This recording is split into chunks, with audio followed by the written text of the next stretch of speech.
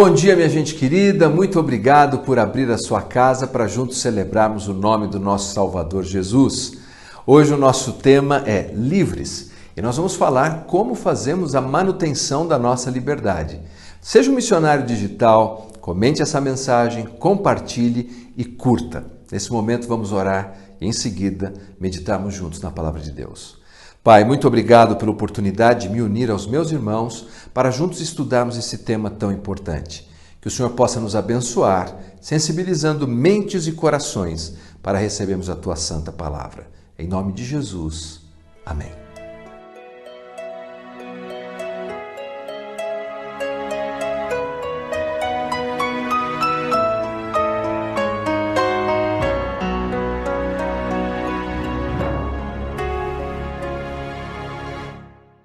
O nosso tema nesse mês é livres.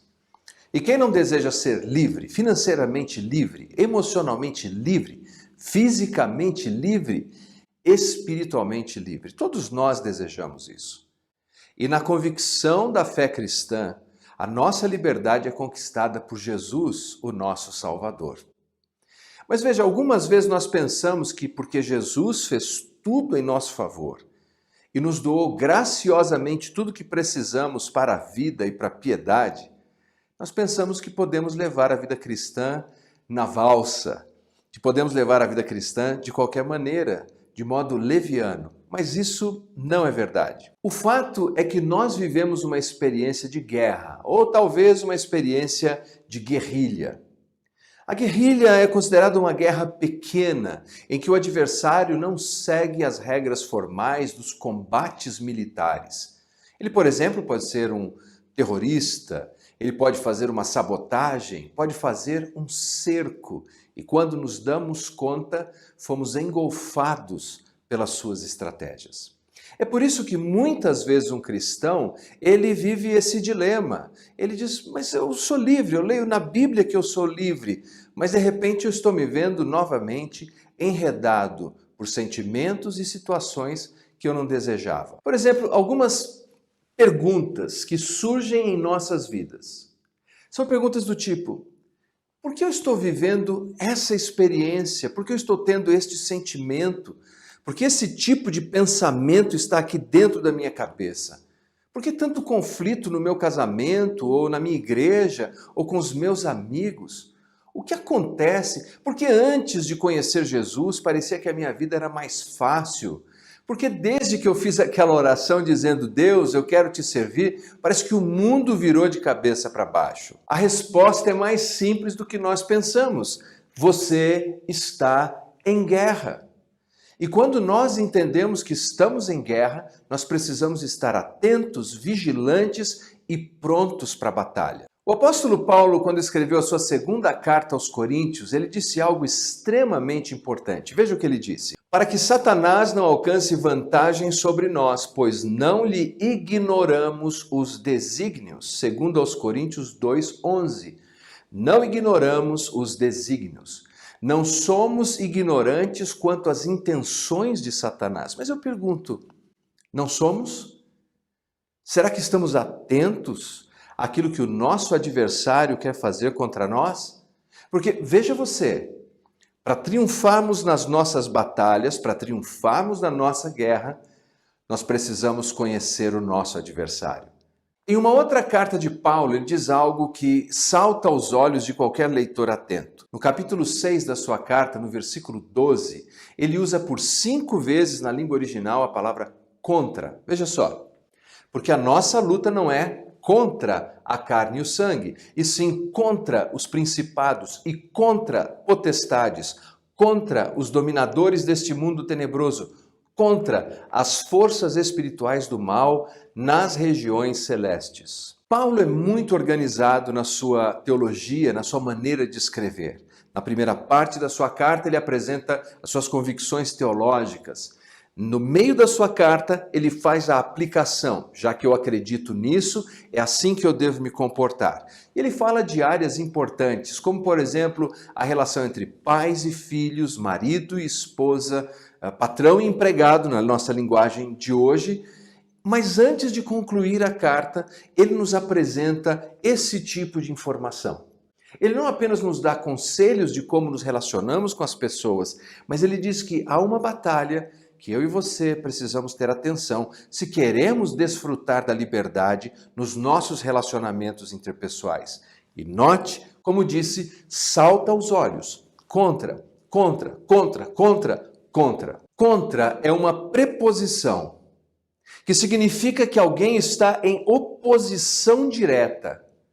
Alguém está em combate. E é isso que nós temos que entender.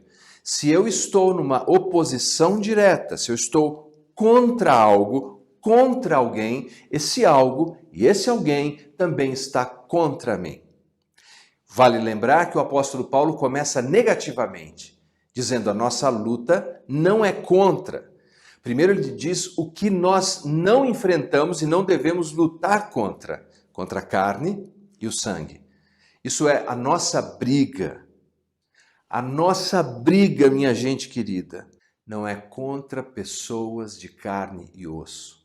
A sua briga não é contra o seu marido, sua esposa, o seu filho, nem contra a sua sogra. A sua briga, a sua luta é contra forças espirituais do mal. Você está no embate. Você está numa guerra. E quando você, como um soldado, fica desleixado na sua batalha, então você se torna uma presa fácil. Em casa nós temos alguns passarinhos, aliás, tivemos alguns, hoje temos apenas um. Mas eu me lembro um dia quando a Júlia abriu uma gaiola e acidentalmente aquele pássaro voou. Voou para a liberdade? Não.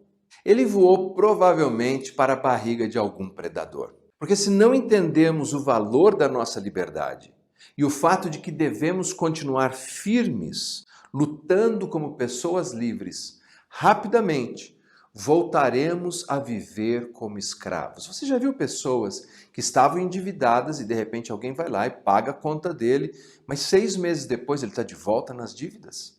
É isso que nós temos que pensar. Quando o Filho de Deus nos liberta, nós somos verdadeiramente livres, mas não devemos dar ocasião aos inimigos da nossa vida. E quem é o inimigo que Paulo apresenta aqui nesse texto? No versículo 11, o apóstolo Paulo diz: revesti-vos de toda a armadura de Deus para poderdes ficar firmes contra as ciladas do diabo. Capítulo 6, versículo 15. Calçai os pés com a preparação do evangelho da paz, embraçando sempre o escudo da fé, com o qual podereis apagar todos os dardos inflamados do maligno. Bem, você notou, no versículo 11, o apóstolo Paulo personifica, apresenta o nosso adversário, o nosso inimigo de guerra, como o diabo. E no versículo 15, ele apresenta como sendo o maligno. A maneira como Paulo adjetiva o nosso adversário e as suas estratégias tem muito a nos dizer sobre quem ele é e como ele age em nossas vidas. Quando ele diz que ele é o diabo, a palavra grega diabolos significa alguém que mente, alguém que acusa falsamente, alguém que engana, alguém que coloca armadilhas num vale tudo para destruir alguém. Pedro disse certa vez que Satanás é como um leão, que está rugindo, buscando sempre a quem ele possa tragar, devorar. Ele é o diabo. Ele vai colocar isca, ele vai colocar armadilha, ele vai fazer dissimulações, ele vai fingir, ele vai engodar, vai prometer prazer e no final do dia ele vai fisgar você como um anzol fisga um peixe incauto. Esse é o nosso adversário. Mas Paulo vai adiante e diz que ele é maligno. Maligno descreve o fato de que ele é tão corrompido que ele deseja apenas o mal do outro. Na oração do Pai Nosso, nós aprendemos a orar dizendo: livra-nos do mal. Literalmente significa livra-nos do maligno. No testemunho do Novo Testamento, nós vemos que ele faz isso de diversas maneiras. Por exemplo, no livro de Atos, é descrito Jesus como o missionário enviado de Deus que vai por toda a parte fazendo bem, libertando os oprimidos do diabo. No Novo Testamento, ele causa enfermidades terríveis, ele cega a mente das pessoas, ele infla o coração dos homens com malignidade. Você se lembra de Judas, de Ananias, de Safira? E não poucas vezes nós vamos nos deparar com esses pensamentos. Mas que pensamento terrível é esse na minha cabeça? Que sentimento horrível é esse que surgiu? Bem, tudo isso faz parte da estratégia do nosso adversário, o enganador e o maligno Satanás. Mas como podemos resistir a tamanha força, a tamanho ataque? O apóstolo Paulo nos diz: quanto ao mais, sede fortalecidos no Senhor e na força do seu poder. Paulo diz: fiquem firmes na força do Senhor, fortalecei-vos na força do seu poder. Veja, eu não tenho força em mim mesmo para enfrentar um adversário tão poderoso, tão inteligente, que usa, como disse Paulo, ciladas, literalmente métodos. Ele nos conhece e, por isso, ao longo da sua vida, enganando e destruindo, ele sabe exatamente que método ele precisa usar para colocar no meu caminho e no seu caminho. Se dependesse da nossa força, se dependesse da nossa capacidade, nós seríamos presas fáceis. Além de Paulo dizer que nós devemos ficar firmes no território já conquistado pelo nosso Senhor, essa é a ideia. Eu e você fomos colocados numa posição estratégica e não podemos desistir. Devemos tomar sobre as nossas vidas toda a armadura de Deus. A escolha é sua se você vai vestir todos os elementos da armadura de Deus. Bem, não é o nosso assunto de hoje, mas em outra ocasião falaremos sobre cada peça dessa armadura. Nessa coleção de versículos bíblicos, nós encontramos promessas que confirmam o que Paulo disse na carta aos Efésios, quando ele afirma que devemos estar firmes na força, no poder do Senhor. Eu tudo posso naquele que me fortalece. Agora, graças a Deus que sempre nos faz triunfar em Cristo, em todas essas coisas somos mais do que vencedores por aquele que nos amou. Graças a Deus que nos dá vitória por intermédio de nosso Senhor Jesus Cristo. Quer dizer que no meu relacionamento com Cristo, eu tenho todo o poder necessário para enfrentar o mais poderoso dos anjos caídos. Você já ouviu falar de psicologia operacional? Provavelmente já.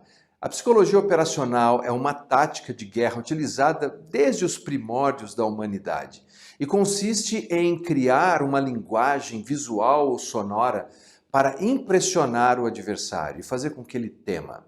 Essa tem sido a estratégia de Satanás. Na carta aos Hebreus aprendemos que ele usa o medo como uma maneira de dominar os seus oponentes. Contam que Alexandre o Grande certa vez estava sendo perseguido por um exército muito poderoso. Enquanto ele batia em retirada com os seus amigos e os seus colegas de guerra, os seus soldados, ele começou a deixar pelo caminho capacetes e escudos imensos. Eram capacetes que serviam a homens de provavelmente 2 metros de altura, escudos para um homem de 3 metros de altura. Mas, na verdade, ele não tinha soldados com essa estatura. A ideia era que, à medida que ele se afastava e deixava essas peças, esse equipamento de guerra no caminho, que os seus adversários, ao verem esses itens, ficassem tão amedrontados que desistissem. Essa é a estratégia de Satanás. Ele quer que eu e você acreditemos que ele é mais poderoso do que de fato ele é. Mas nós temos em nossas vidas a presença do Salvador Jesus. O que nós não devemos fazer é ignorar isso. A cada dia, busque a Jesus, fale com Jesus, ore, clame, coloque nas mãos de Jesus os seus relacionamentos, a sua família. Pare de brigar e de gladiar com as pessoas que estão à sua volta. Antes, ore por elas. Confie que Jesus vai trabalhar na vida delas, na mente e no coração. Porque o que Satanás quer? Ele quer roubar, matar e destruir. Ele quer roubar a sua família. Ele quer roubar a nossa igreja. Ele quer roubar a nossa fé. Ele quer roubar a nossa paz. Ele quer roubar os nossos relacionamentos. Mas eu e você temos um Salvador. E nele e por ele podemos todas as coisas. Não se assuste com o tamanho dos escudos, com o elmo que ele deixa pelo caminho, porque maior é aquele que está em nós do que aquele que está no mundo. Vamos orar. Obrigado, Senhor, por suas bênçãos e pela oportunidade de meditarmos na sua palavra. Entendemos hoje, Pai, que para vivermos a nossa liberdade plenamente, precisamos confiar naquilo que Jesus fez por nós, mas ao mesmo tempo, devemos ficar firmes e inabaláveis. Devemos continuar firmes naquele lugar em que o Senhor nos colocou, porque assim fazendo, Pai, nós temos absoluta certeza que triunfaremos. Em nome de Jesus, amém.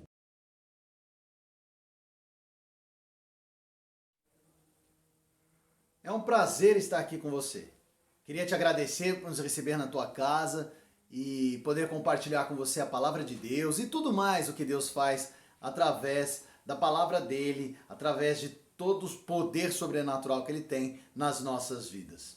Sobre os avisos, temos alguns e eles são importantes. Primeiro, para você nos acompanhar nas redes virtuais, né? No YouTube, Facebook, Instagram, Spotify. A gente está lá compartilhando vídeos e outras tantas coisas. Acompanha, se inscreve nos canais, conversa com a gente, compartilha, sabe? Compartilhar tudo aquilo que você acha que é útil é bom, porque você vai abençoar a vida de uma outra pessoa.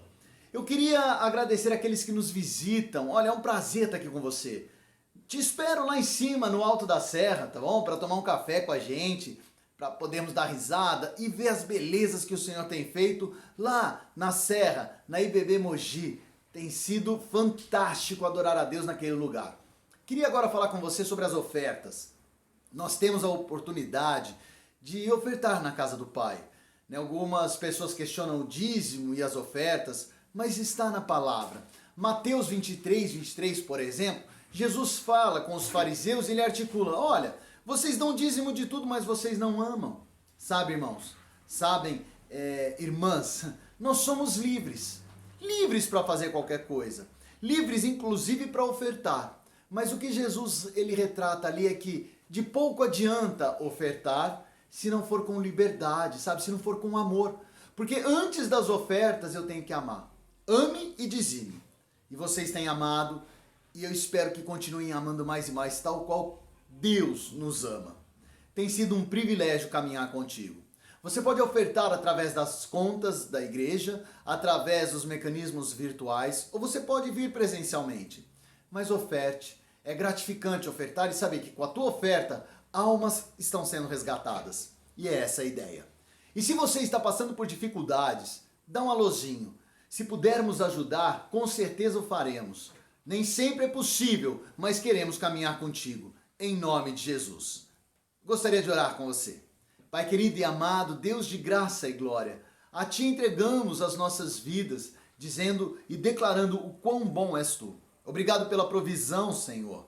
Obrigado por sempre, sempre estar ao nosso lado. Guarda-nos, Senhor, para que possamos continuar firmes na Tua palavra. Abençoa, Senhor, aqueles que estão empregados. Guarda os que estão desempregados, ó Pai. Abre as portas, Senhor, e nos dê discernimento, para que na vida financeira possamos caminhar, Senhor, com equilíbrio, com sensatez, com fé, que pressupõe a ousadia, mas também define a prudência em Ti. É em nome de Jesus que oramos. Amém. Olha, prazer realmente estar contigo, hein? E não esquece não, estamos agora aí terminando o culto da manhã. Vem pro culto da noite às 6 horas, vai ser um prazer estar contigo. Paz do Senhor, semana de vitória, em nome de Jesus.